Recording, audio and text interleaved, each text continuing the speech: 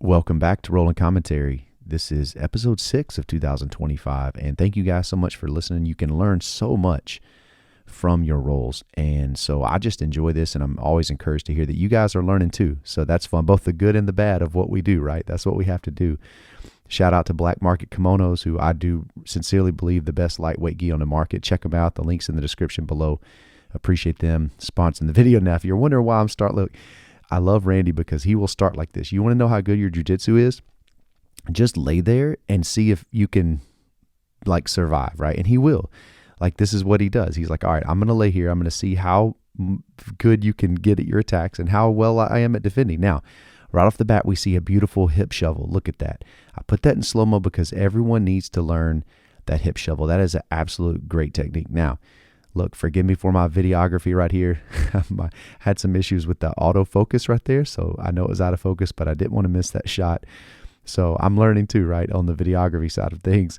Thank y'all for being gracious to that. But we're going to catch some good. I'm going to go to the aerial shot here. This is from my phone. And so, again, I'm moving to technical mount through some exchanges there. And just, again, Randy stays so calm, and that's a good lesson. Because so many times when we're in a bad position, we want to panic. Even in this spot, he's very calm. He's waiting for his moments. You can learn a lot from Randy, in that he will purposely stay calm in those bad spots, even when under attack, and he's waiting for his opportunity to get out. And so it's been a good lesson for me in my jiu-jitsu. Now, moving to a standing, see how he's got both feet on my hips? I'm in danger of a tomonagi, possibly a double ankle sweep. So I'm going to shuck that foot and step back to shuck it between my legs and then step on top of it. I want to show you this, guys, again. If you've got double hips right there, feet on your hips, you better get rid of it. So we get rid of one, tuck it between the leg, step back up to trap it, okay? I do that while maintaining connection to the gi. In no gi, you can grab the neck. Look, I have a little harder time in no gi with that one, but I'm working on a slider pass right here from that. Yeah, I forget the name of what we call that. But again, I'm trying to back step out of here. He's continuing to keep his hips. Look, we're going to be in the same position here in a second. And I'm like, all right, here it is. That's a threat. I got two threats on there. I got tomonagi and double ankle sweep. So I'm going to step back. I'm going to push the foot through, and then I'm going to work from there. So sometimes I can step up to mount right here. Now, he does a good job not allowing me to do that. He's going to work some leg on tape. If anyone does this, take the ankle, shove it down. Just shove it down past your knee line. I've had a lot of success with that. You can either C-grip the knee or you can grab the foot. Sometimes you'll catch a toe hold right there too, but just push it down your knee line and you will mitigate all their attacks that they're trying to work. And I've really enjoyed that. Just, it keeps it simple, right? Someone wants to do a leg entanglement, grab the ankle, grab the knee, push it past your knee line, and then you can work on a pass. So he catches me in quarter guard. Look what, do you guys recognize this? Hip shovel. I told you need to have this in your jiu-jitsu, right? Beautifully done. And you use that move in so many places. So that was so well done. And I just love that. So I was trying to attack the leg there. Sometimes you can do that. And I didn't successfully do that, but I did get back to guard. So I'm going to work on a variation of a hip bump sweep here that really is coming, our coach learned from Hickson.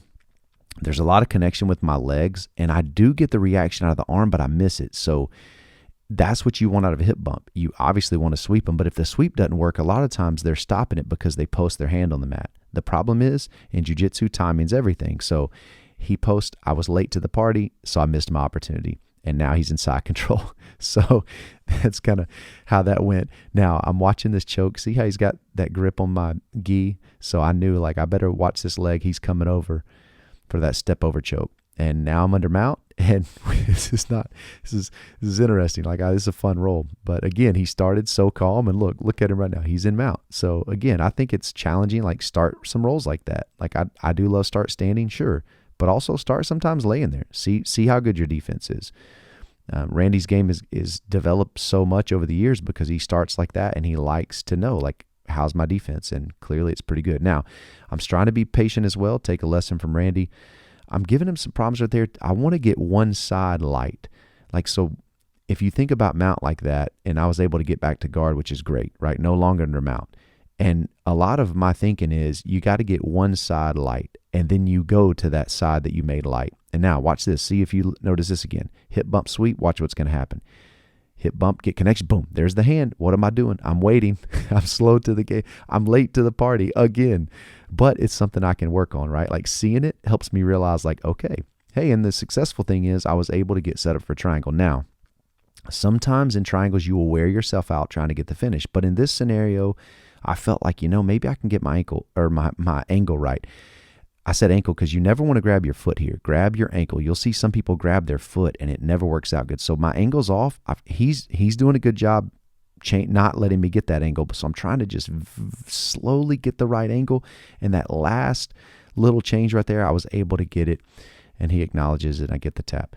So again, some scenarios when you're working a triangle, you need to just let go. Like just let go. It's not worth it. But in that scenario, I felt like, I think I might be able to work this. And so I was able to have some success. But that was a lot of fun. And it was good to see both the good and the bad that I'm doing. Thank you guys so much for watching, and always love getting to train with Randy. And again, shout out to Black Market Kimonos for sponsoring this. It's a lot of fun, and I love their gis, and that's the one I was wearing there. So until next time, guys, train on.